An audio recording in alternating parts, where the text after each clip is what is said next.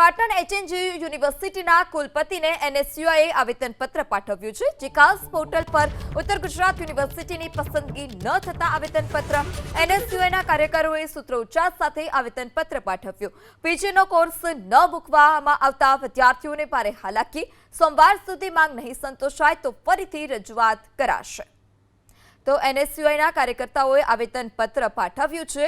સૂત્રોચ્ચાર સાથે આવેદનપત્ર પાઠવ્યું। પીજીનો કોર્સ ન મૂકવામાં આવતા વિદ્યાર્થીઓને ભારે હાલાકી છે। સોમવાર સુધીમાં જો માંગ સંતોષવામાં નહીં આવે તો ફરીથી આવેદનપત્ર પાઠવવાની ચીમકી। પીજીનો કોર્સ ન મૂકવામાં આવતા વિદ્યાર્થીઓને ભારે હાલાકી, સોમવાર સુધી માંગ નહીં સંતોષાય તો ફરીથી રજૂઆત કરાશે। તો એનએસયુઆઈના કાર્યકર્તાઓએ આવેદનપત્ર પાઠવ્યું છે।